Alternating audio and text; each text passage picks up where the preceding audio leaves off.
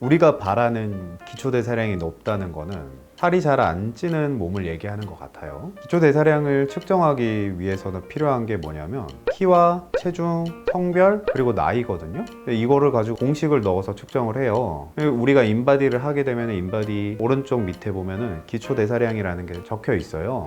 그러면 이게 내 진짜 기초대사량이냐? 그럼 생각해봐요. 똑같은 사람이 있어요. 키도 나랑 비슷해, 몸무게도 나랑 비슷해, 나이도 같아, 성별도 같아요. 기초대사량 공식에 넣어서 계산하면 기초대사량이 거의 비슷하게 나오겠죠. 그런데 그런 경험들을 많이 하시거든요. 예를 들면 똑같이 식당에 가서 똑같은 메뉴를 먹고 이 친구는 식사량도 많고 잘 먹어, 나는 반면에 적게 먹어. 저 친구는 살도 안 찌는데 나만 자꾸 살쪄. 그러면 이 두 사람의 기초대사량이 같다고 할 수 있을까요? 두 사람은 기초대사량이 달라요. 어떤 사람은 똑같은 몸무게라도 뼈가 이렇게 두꺼울 수도 있고 타고나길 근육이 이렇게 클 수도 있고, 어떤 사람은 체지방이 많을 수도 있고 적을 수도 있고, 어떤 사람은 몸이 따뜻할 수 있고 차가울 수 있고. 이거는 사람마다 너무 다릅니다. 이걸 어떻게 키랑 체중이랑 똑같이 계산할 수 있겠어요?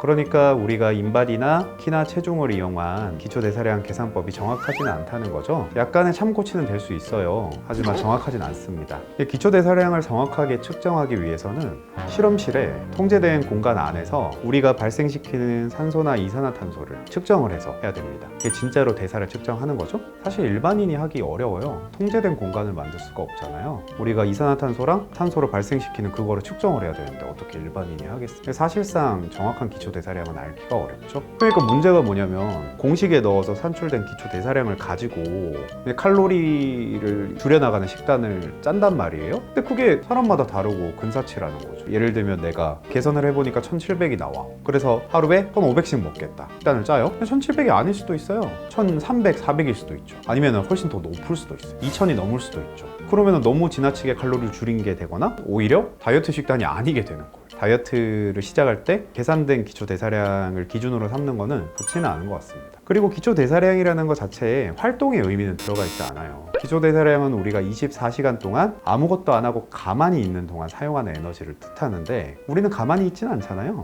활동도 하고 걸어 다니기도 하고 운동도 하고 하니까 수치가 엄청 의미가 있지는 않습니다. 그 숫자는 그냥 참고만 하시고 내 몸 상태를 봐야 돼요. 최근의 몸 상태가 어떤지, 일련의 증상들을 체크해 봐야 되죠. 제가 아까 말씀드린 내가 대사 효율이 좋은 사람인가 아닌가부터 체크를 해야 돼요. 기초대사량이 높다는 것은 우리 대사 효율이 좋다는 걸 뜻해요.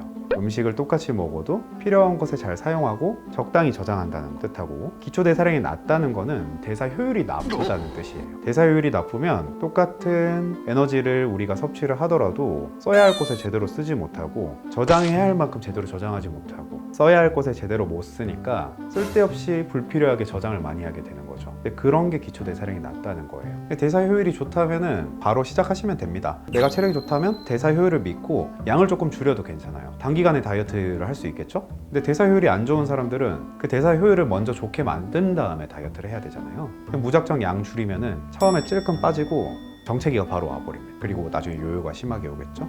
사실은 그렇겠죠? 대사 효율이 좋다는 게 대사량이 높다는 뜻이긴 해요. 근데 그 숫자가 우리가 보는 그 숫자가 아니라는 거죠. 각종 영양제들이 효과가 있다곤 해요. 멀티비타민이나 간 영양제나 아르기닌이나 효과가 있다곤 하는데 아직 좀 분분합니다. 그 드라마틱한지는 잘 모르겠어요. 그런 영양제 함께 하면 좋겠지만 메인으로 그렇게 삼으시면 안 되고, 기초대사량을 높이기 위해서는 대사 효율을 높이는 식습관을 만들어야 되고, 사실 가장 쉬운 방법을 얘기하려고 하면 섭취 칼로리를 늘리는 거긴 합니다. 자주 먹어서 늘리지 않고 식사 때 섭취 칼로리를 늘리면 돼요. 대사량이 좋아지긴 해요. 근데 우리는 살을 빼고 싶잖아요. 근데 섭취 칼로리를 늘리면 살이 찐단 말이에요. 반드시 찌죠? 칼로리를 많이 섭취하면 살이 찔 수밖에 없습니다. 살이 좀 덜 찌려면 어떻게 해야 돼요? 섭취 칼로리 늘린 다음에? 그렇죠. 운동해야 되죠. 그러니까 가장 대사량을 높이는 좋은 방법은 식사를 든든하게 칼로리를 높여서 드시고 식사 외에는 먹지 않고, 그리고 하루에 1시간씩 운동을 하시면 돼요. 유산소 운동도 좋고 근력 운동도 좋습니다. 섞어서 하면 더 좋겠죠. 근데 그렇게 만약에 2주에서 3주만 하셔도 대사 효율이 굉장히 좋아져요. 대사량이 높아지고. 어디서 느껴지냐면 몸이 따뜻해져요. 소화가 잘 돼. 돌아서면 배고파. 화장실도 너무 잘 가. 잘 안 지치고. 체력이 좋아진다고 하죠. 운동하면서 잘 먹으면 체력 좋아지는 거 느껴지죠. 그겁니다. 체력이 좋아졌다는 게 그게 기초대사량이 높아졌다는 뜻이에요.